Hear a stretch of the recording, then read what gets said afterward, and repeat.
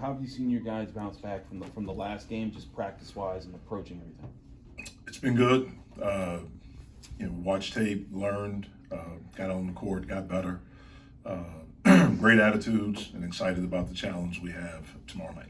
You guys have been here before. Well, most of these guys you haven't, but you've been there before. What are you guys trying to do, say, to prepare them for what this atmosphere is going to be like? Just it's going to be, anytime you go on the road, it's hard. And when you go into an environment like this, especially with a rivalry, there's a lot of emotion. But for us, we're just looking at, this is our first time on the road playing an opponent at their place. And so that requires unbelievable communication. It requires a level of toughness. It requires you being unbelievably connected. And it requires you to fight. And so we have to make sure we bring those things right from the beginning. Our coach has told his players, I think he made them go to the football game to get an idea of what the rivalry is like. How much do your players understand, maybe appreciate the rivalry, and maybe not so much what it is now, but what it has meant over the years? Yeah, I'm sure they do. We haven't really talked about it much because, most of these guys aren't from here. The guys that played in it last year, it was here, so they certainly understand it. I would like to think our new guys understand what a rivalry is. I would imagine they've been a part of a rivalry at some level, whether it was at their previous school or high school. We need to win a basketball game. So I'm not worried about the past or anything like that. Have great respect for it, have great respect for their program, but we need to win a basketball game and not worry, get caught up into the past and history and all things like that. It's going to be enough of a challenge going on the road in a tough environment. I don't want to cloud their heads too much with everything else. To kind of bounce off of that, how do you, after losing three of your last four, how do you balance a sense of urgency with not panicking? Well, there has to be a sense of urgency. Every time we play, there should be urgency. We're certainly not panicked. We knew that this was a challenging 5-game slate. This will be the close of it. And maybe the most challenging one because it's on the road in a very tough environment. But we're excited about the challenge. We're excited about the opportunity. That's the way I look at it. It's an unbelievable opportunity. And we'll be ready for it. How important is a guy like Blake in a game like this where you guys are kind of struggling a little bit and you're going into a hostile atmosphere? How important is, like you said, you called him the best player on the team in the preseason. How important is it for him to step up in these moments? Well, he's important for us all the time. Certainly, our first true road game. He has experience, a lot of experience from different places. But we had some other guys that have experience on the road last year that played in some big moments and played well, and we need those guys to step up too. Everyone has to go up a level. That's what has to happen for us. How has Fetty responded? Good. He's been good. He's been good in practice. What have you seen from him that, he only had 3 rebounds? What have you seen from him that kind of has limited him, especially in this last game? He just has to play with more energy. That's the biggest thing. One of the things that made him really good last year was the energy that he played with. And he needs to get back to just playing with energy. That's the biggest thing, and being able to do it consistently. We can help him with that. Maybe sub him a little bit quicker so he's not playing tired. Those are some things that we can make adjustments with, but the biggest thing is just energy. They have some roster limitations, only going to go about 7 or 8 deep. How much will your depth maybe factor into this game? I don't know. Again, we have to play better, everyone. The guys that start, the guys come off the bench. We have to play better. I think we have quality depth, but we need to play better, period, across the board. We need to coach better, play better.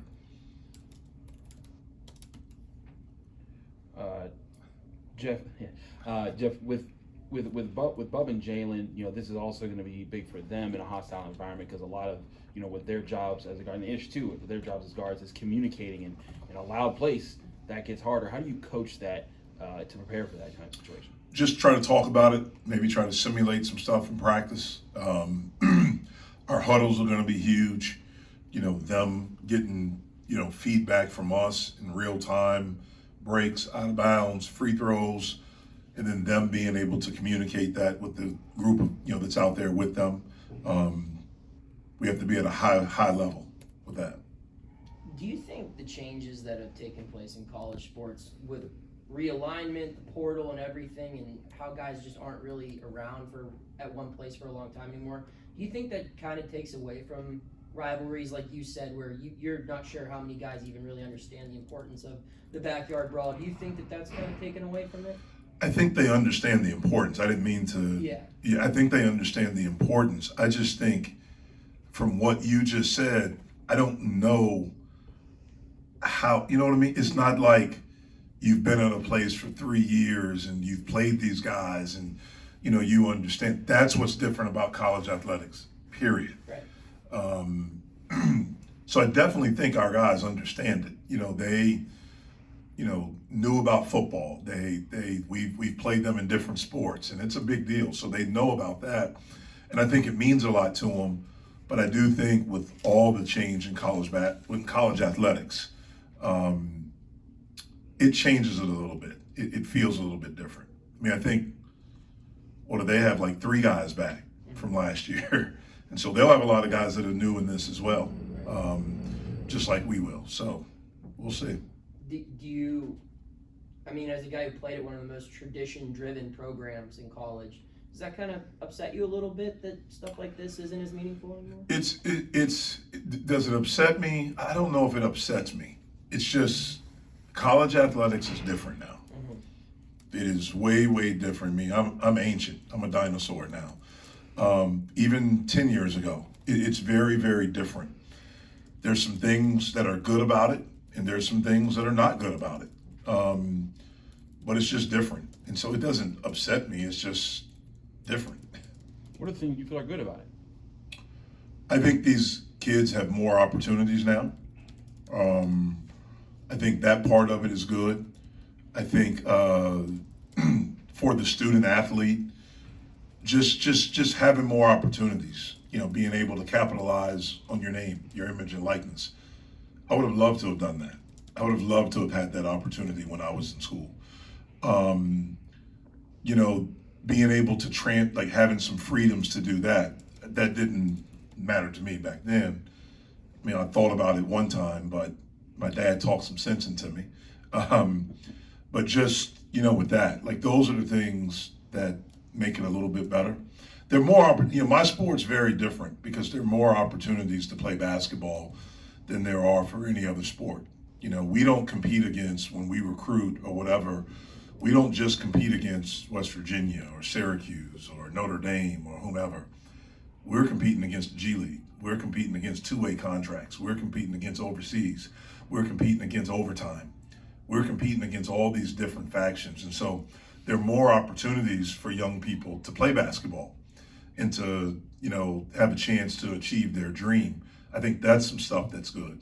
But there's some things that come along with that make college basketball, and especially coaching college basketball, a lot more different and difficult. You mentioned your dad talking some sense into you. What do you think your dad would think of today's college basketball game?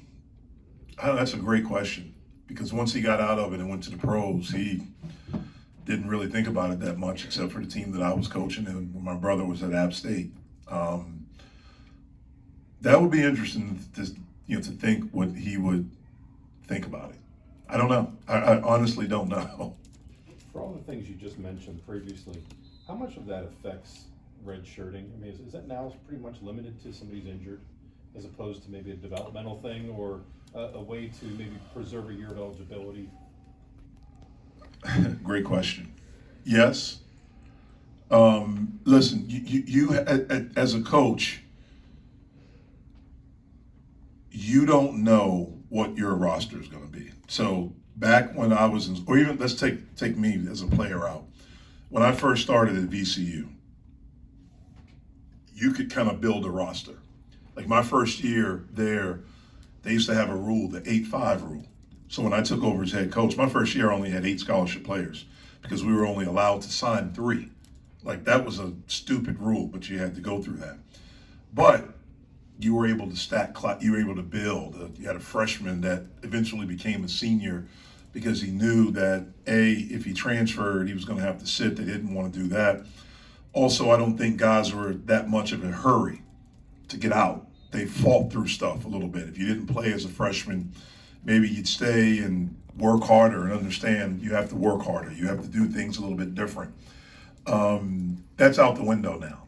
And so you don't know. That's what makes it more difficult. So whether you decide to redshirt, even if you redshirt a kid and he's hurt, he could transfer. Like if you sign someone, and he thinks that he won't play, or someone is calling his coach or his AAU coach or his parents and telling them, hey, I have more for you over here.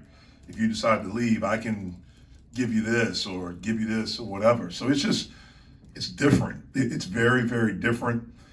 I think it's harder to build a team. I think it's harder with chemistry, to develop that. I think that's why you see some teams. If you look around college basketball right now, there's some teams that are struggling early because you're just trying to figure out who you are. As much as you try to do that in the summer when you get your team, some people aren't even getting their teams until August, late August when school starts. And so you see a lot of people around the country right now just trying to figure out who are we. And I think you'll see teams continue to get better and better as the season goes on as you figure that out. But it's just a different challenge of coaching right now. How do you feel? What do you think is the biggest hurdle in trying to get to that as a coach, understanding that challenge when you grew up in a different era where it's a whole new culture you have to embrace? You have to embrace it. You have to understand this is the way that it is. You can sit back and you can moan about the days of yesteryear or how it was when I played or when I first started coaching or things like that. You have to be able to adapt and adjust. You have to. And then you have to have some patience because it's going to take a little bit of time. You don't have time to have patience with, say, freshmen or guys that may be a little bit physically underdeveloped, like the Twins last year, or the freshman guards this year. Like, does it create a sense of urgency to maybe accelerate their progress to get them ready faster than you maybe typically would have? It does, but you also know that it's going to take time. So there has to be patience there. There has to be grace. There has to be all of those things. And you have to understand it's a process. Like, very few freshmen are able to come in and be like consistently really good. Very few. I don't care if you're the number one guy in the country coming in. Like, it's different. It's an adjustment. In some ways right now, the last few years, it could maybe be a little bit more difficult because guys are older. Like, you got 5th, 6th year guys now. I mean, we had 4 of them last year. It's very different as an 18-year-old playing against a 24 and 25-year-old guy. I don't care how good you are as an 18-year-old, it's different. And a guy that has a lot of experience. And so you have to understand as a coach, it's going to take time. I started as a freshman. Things had to be accelerated. My coach was really, really hard on me because I didn't know this until after the season, but he told my parents when they brought me up, I'm going to be hard on them because I need them. I wish they would have told me that earlier because I was getting yelled at every day and things like that. But, I was very fortunate. I had some great upperclassmen that really helped me. A lot of these places don't have upperclassmen, especially guys that have been there. Or if you've been there, have you won? What have you done? That's why some of the places like Purdue, like Virginia, that are able to maintain guys and they have a culture where it's passed down. A lot of these places don't have that anymore, but you look at some of the like Armando Bacot is in his 5th year of college. Wow. And he's a really good player. RJ Davis is a 4th year senior. You look at the team we just played, Joe Girard, Chase Hunter, 2 5th year guys. PJ Hall is a really good player, an outstanding player as a senior. That's rare. And if you have that and some continuity with it, then you have a chance to be really, really good. Given that you've played in some tournaments, the ACC, SEC game, the first conference game, how much is that maybe accelerated on its own for the freshman guards? Yeah, it's accelerated a lot. And we knew it coming into it, as we put together the schedule, we tried to do it, okay, how do we get better? All right. Last year, I thought how we did it was maybe a little bit difficult for that team. just because we played UT Martin and we had those 3 high majors in a row. Excuse me, and it really knocked us back, and it took us a little bit to get back confidence and to, figure out who we were. This year we started, I thought we went up every game from A&T to Binghamton to Florida Gulf Coast to Jacksonville, and then you went up to whether it's the championship division, whatever it is. And that's what these 5 games, this one will be the close. Not that the rest of them won't be, but it's just a little bit different level. And so we've learned a lot. And one of the biggest things is that in order to become the team that we want to be, everything we do has to be done with more urgency. It has to be done more consistent. We have to do it harder. We have to fight a little bit more. You have to give a little bit more because that's what's required to be really good. Last year, it was like late in the season, we were talking about the ACC network and the needing of the conference to promote itself more and help with that, especially when late in the season when you guys are trying to make the tournament. You see this year with college football. I know it's not your sport, but the situation with Florida State. But were there any discussions that you had with maybe the conference, or any discussions that you were aware of about trying to change tone, the message and tone that comes from the ACC to maybe promote it more to help it? Yeah, we talked as men's basketball head coaches in our league meetings back in May. I think that's when they were, just about how do we help the conference. Like, I don't think there's any way in the world that Clemson should have been out the NCAA tournament last year. If you win 14 games in the ACC, you should be in. How many times can you win 14 games in a conference, especially in a conference like the ACC? And so, what can we do? How can we promote it? What can we do as coaches, as programs, as the leader of programs? Hopefully the fact that obviously the SEC in men's basketball is very respected. I think they had 7 or 8 teams in the tournament last year. The fact that we split, this year with the challenge, hopefully that helps us in the long run. But I do think some of the people at the network have done a better job of trying to promote our league and trying to talk about how good our league is, the teams are, the players are, the coaches. I think in football, if I remember right, I think the network went around to the different programs and things like that. Hopefully that's something in the future, in the preseason, that the network can do for us, for men's basketball to go out and do that. But I think it's gotten a little bit better. Are there channels or relationships that you guys can help bridge for the conference, like as far as just guys that in national media, just in other networks that can help in that situation, like resources that you guys can pull at? Obviously everyone has their own individual relationships with, whether it's national media, whether it's TV people or whomever. There's some things that we have to do as a like we have to win in the non-conference. We have to do that so we can help ourselves with that. And we talked about that. We have to, that certainly helps. Look, I'd be lying to you if I said I understand all this net stuff and how they do these things, and things like that. But look, people are going to do, there's a narrative that's been out there. I don't know if it's because Coach is gone, because Coach Williams is gone, now Coach Boeheim is gone. There's a narrative that if Duke or Carolina aren't what they normally have always been, then that maybe the league is down. I don't think that's the case. Miami was really good last year. I thought we were pretty good last year. Obviously Miami, they got to the Final Four, so 2 years in a row, Elite Eight, Final Four. Hopefully people are understanding that our league is more than just Duke and Carolina. As we hit kind of the third way point of the season, have you gotten a chance to look around the ACC, and if so, what do you kind of notice about the league? To be honest with you, I haven't. I just looked at I've seen some of the scores, but I've been so locked into us. I haven't really watched a lot of college basketball, so I don't know. I just see some of these scores and see some of these quote unquote upsets. And part of me is a little bit surprised, but then there's another part that's not, because it's different now. There's way more parity, and it's just different. All right. See you guys.